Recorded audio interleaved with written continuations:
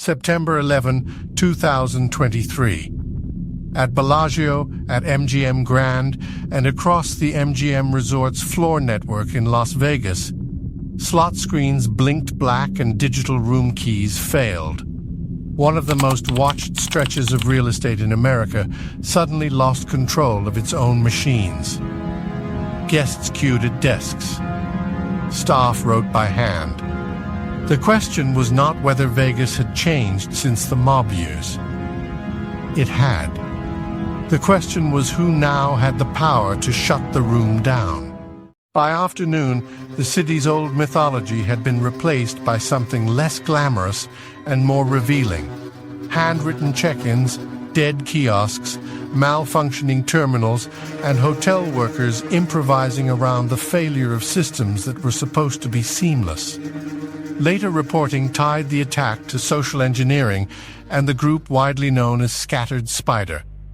Modern Vegas was not breached by a man forcing his way into a count room. It was breached through access, identity, and trust. In the city that built an empire on watching everyone else, someone had found a way to reach the watchers.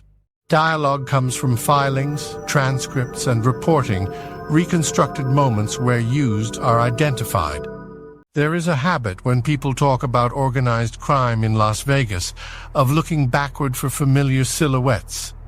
The pit boss, the bagman, the skim, the man at the restaurant table who never raises his voice. By 2026, that instinct is mostly nostalgia. The system that now dominates the Strip is colder, legal on paper, and far less theatrical. It lives in lease agreements, customer databases, pricing models, and security architecture. The violence did not disappear from the story of money, but the operating logic did change. Weeks later, the language in MGM's filing was flat. Specifically, the company estimates a negative impact from the cybersecurity issue in September of approximately $100 million to adjusted property, EBITDA, for the Las Vegas Strip resorts and regional operations, collectively. One line, one number, $100 million. That is how the new underworld announces damage on Lenyamanda Vaham. Not with sirens, with earnings guidance. And even that number tells only part of the story. Public filings capture losses that can be counted. They are less useful on losses measured in exposure loyalty records, identity documents, internal maps of customer behavior. The confidence that the system sees everything first. The documents that survive tell only part of the story. Companies disclose what the rules require, not every weakness they fear. Still, the pattern was clear enough. Whoever controlled access now controlled the room more decisively than any old-school casino muscle crew ever could. That outage was not the beginning of the story. It was the consequence. The deeper shift had been underway for years, buried in transactions most guests never noticed, and ownership structures many regulars still misunderstand. The marquees stayed the same. The carpet stayed loud. The fountains kept performing on time. But underneath the glamour, the structure had changed. Quietly, repeatedly. And once the land moved, power moved with it.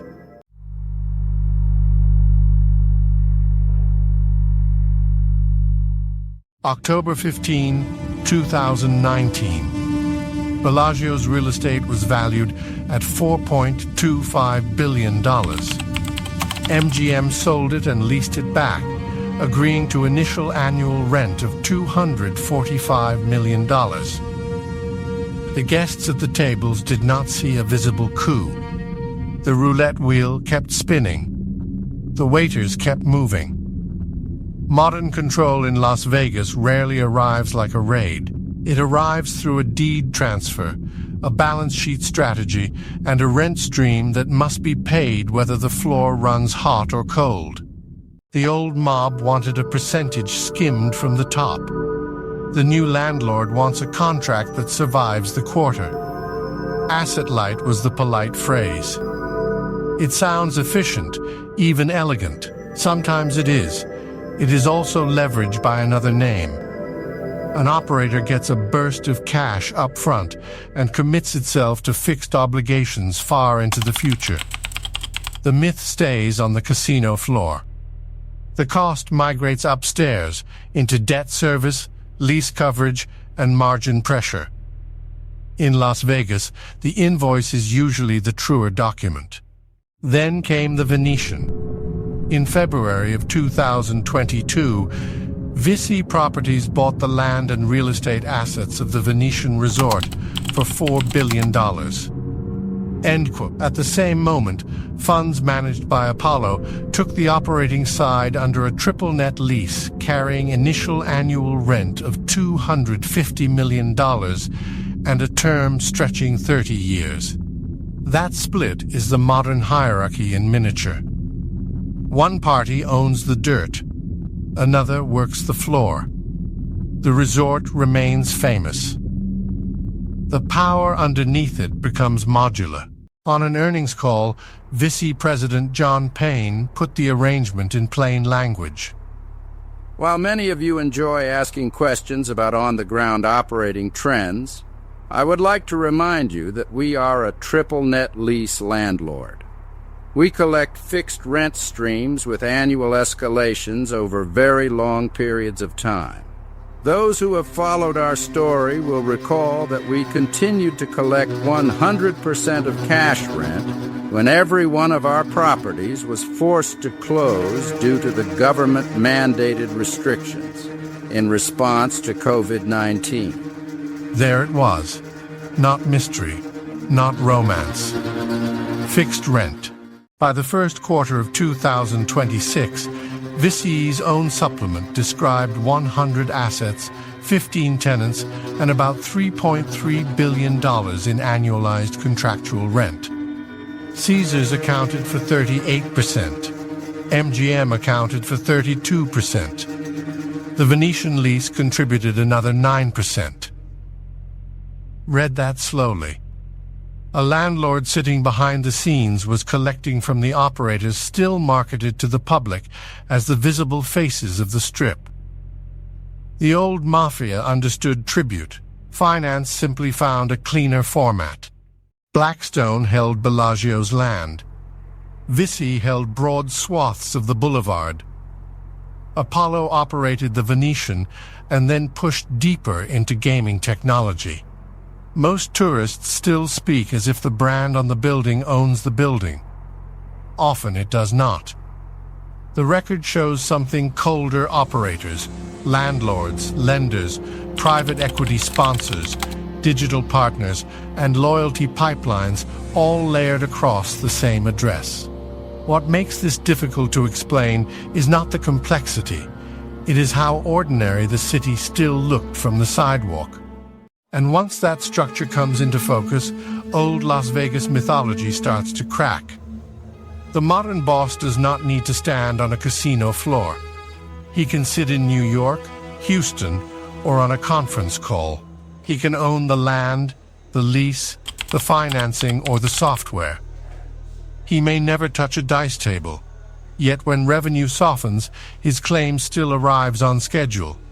That claim is the new pressure point. And it pushed the story toward data.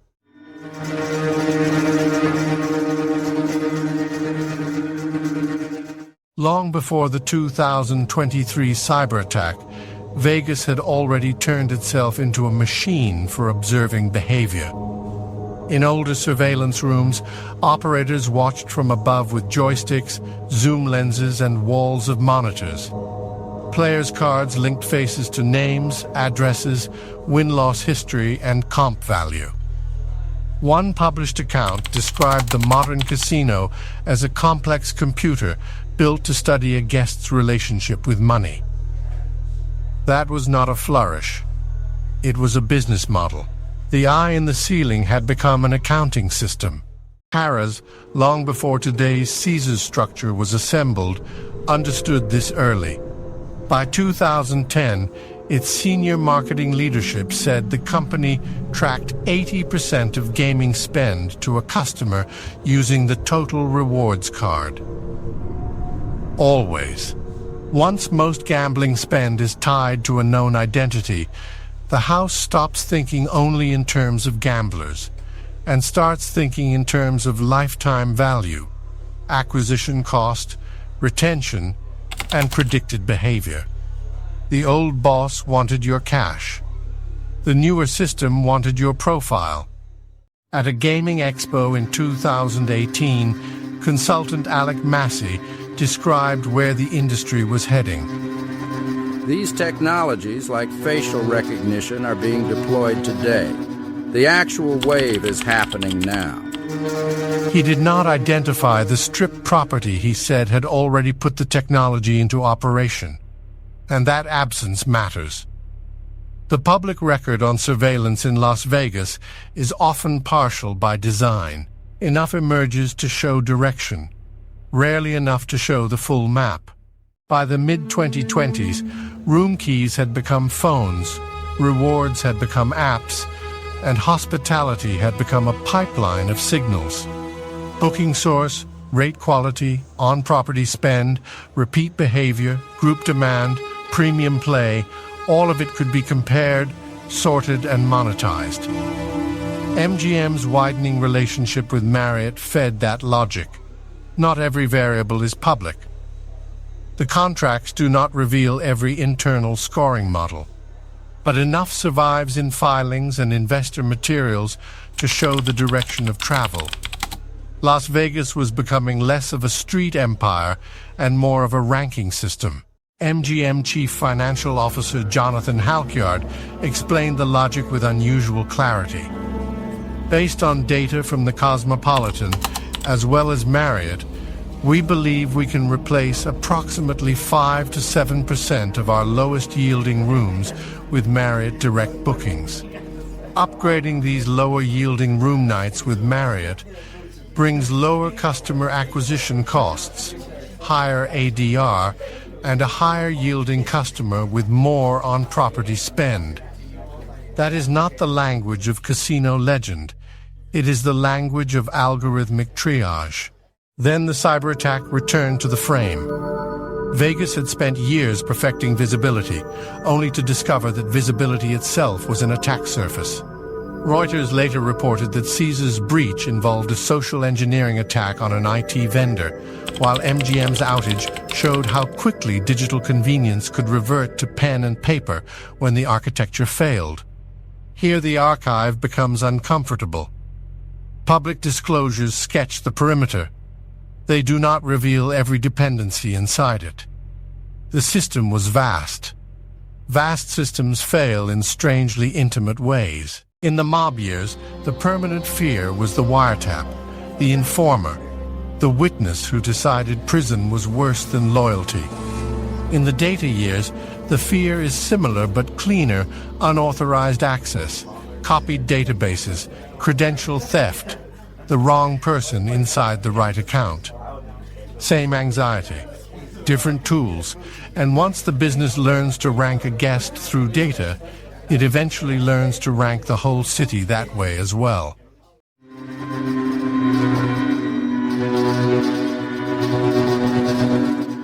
By 2025, MGM's annual report described Las Vegas as the company's foundational engine, even as the market normalized. That phrasing is revealing. Vegas is no longer sold to investors as a gangster's playground or even just a casino corridor. It is an engine. Engines are tuned. Inputs are measured. Weak segments are cut away. The old fantasy of the whale walking in off the street survives mostly as decoration. Real value now comes from segmentation, yield, cross-sell, and disciplined return on capital. The annual report said it more bluntly than many crime stories ever could. That MGM delivered a nearly $470 million improvement in annual EBITDA by elevating customer engagement, and significantly improving marketing efficiency through more targeted acquisition and retention strategies. No one in that sentence sounds like a pit boss. That is the point. Even when executives talk about luxury, they do it in performance language. Bellagio and ARIA grow adjusted EBITDA.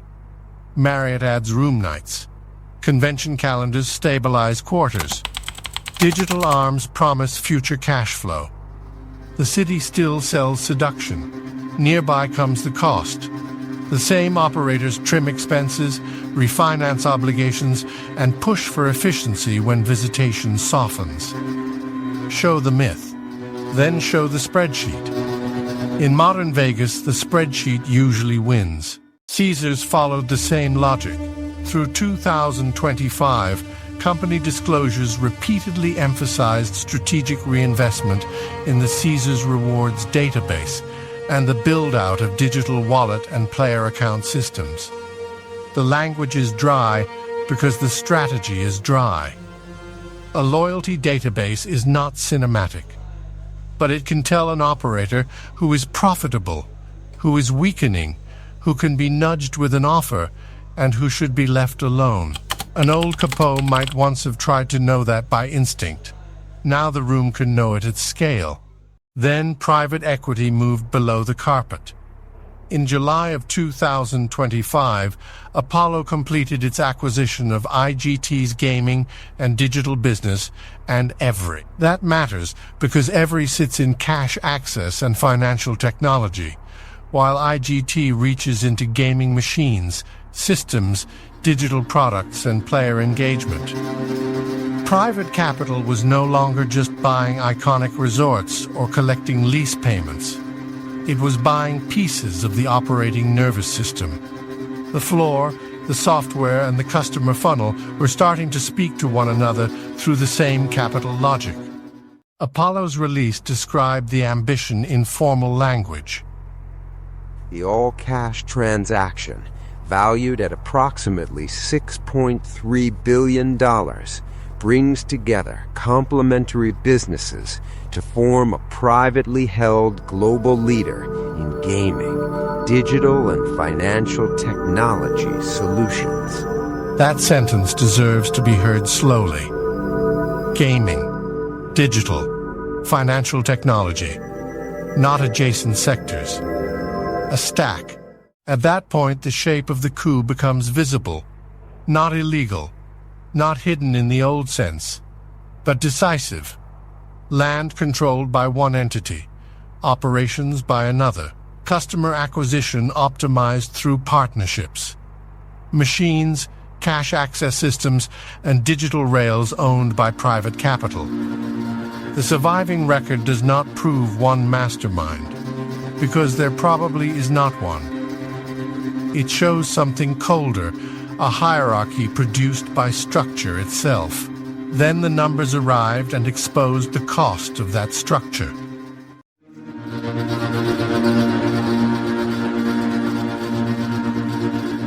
The number that changed everything was not a body count. It was a profit line. In June of 2026, the Nevada Gaming Control Board released its gaming abstract for fiscal year 2025. Tonight, the Las Vegas Strip showed total revenue of just over $21 billion. Net income, roughly $154 million. Down more than 81% from the prior year. That is not collapse in the theatrical sense. It is worse. It is spectacle without cushion. Statewide, the same abstract listed about $2.6 billion in interest expense. Publicly owned casinos accounted for 62.1% of gaming revenue statewide in fiscal year 2025. Those figures matter because they puncture the easy story told by gaming win headlines. The city can look rich and still be structurally squeezed. It can move billions and retain startlingly little. The math never worked the way casual observers imagined it did. It was never supposed to look this naked in public. Then came the proposed deal that made the new hierarchy impossible to ignore. Caesars announced today that it entered into a definitive agreement to be acquired by Fertitta Entertainment in an all-cash transaction valued at approximately $17.6 billion, including the assumption of approximately $11.9 billion of Caesars' outstanding debt. A famous gaming operator potentially disappearing from public markets again, under the weight of a very public price. If that deal closes, Caesars becomes private once more, and several of the most recognizable casino properties in the United States move behind a different layer of visibility. That does not make the business criminal. It does reduce one kind of scrutiny. Quarterly reporting narrows. Public explanation can thin out. The leases remain. The debt remains. The customer data logic remains. This is one of the central truths of modern Las Vegas power. The room can become harder to see at the precise moment it becomes more measurable to those who own it. And the reach extends beyond the tourist cathedrals of the Strip. VCI's 2026 materials showed its pending Golden Entertainment portfolio, bringing 7 additional Nevada casino properties and $87 million in annualized rent into the structure. The company had long wanted a stronger foothold in the locals market. That, too, is revealing. The new bosses do not chase only glamour.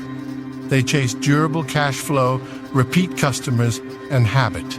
The mob loved spectacle. Finance prefers stickiness. Same city, different appetite. The cost side of data had already been spelled out in another filing after the Caesars breach. We have taken steps to ensure that the stolen data is deleted by the unauthorized actor, although we cannot guarantee this result. That is a sentence from the new underworld data taken. Deletion requested. Nothing guaranteed. So the 2026 power shift is not a single meeting in a back room. It is the convergence of 3 forces operators under rent and debt pressure, landlords insulated by long leases, and data systems that turn guest behavior into predictable yield.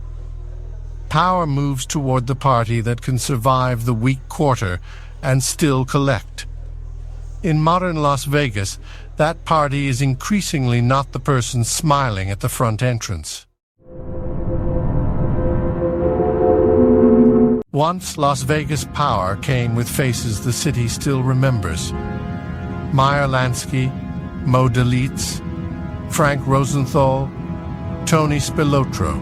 Those men belonged to an era when control announced itself through personality, fear, and proximity.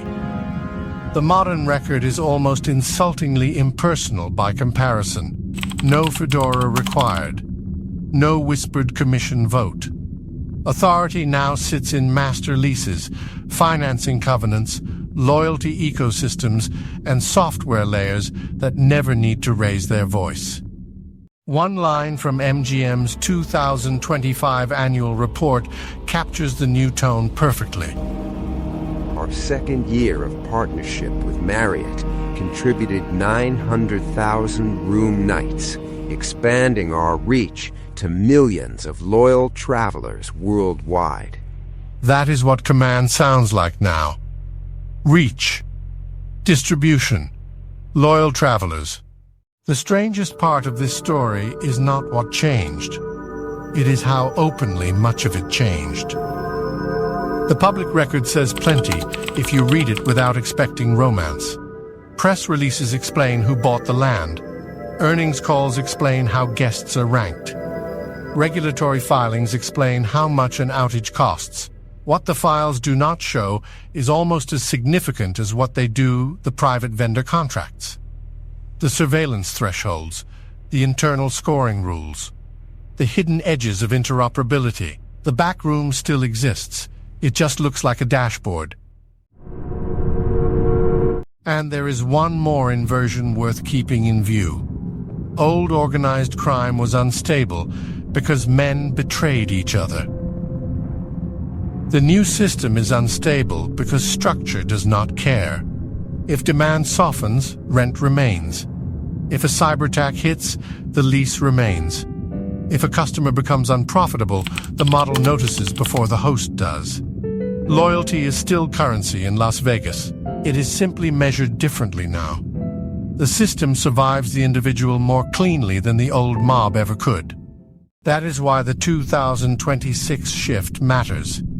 It tells us that modern Sin City is controlled less by the man who can frighten a floor and more by the institution that can sort a guest, hedge a quarter, refinance the asset, and survive bad months without surrendering the deed. The city remains seductive. The costs remain corrosive. Only the costume changed.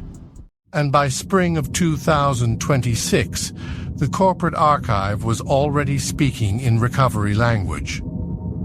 MGM Resorts, Las Vegas Strip Resorts, delivered comparable period quarterly top-line growth for the first time in over a year, and monthly net revenues that strengthened into March. By then, the screens were back on. The room had recovered its smile.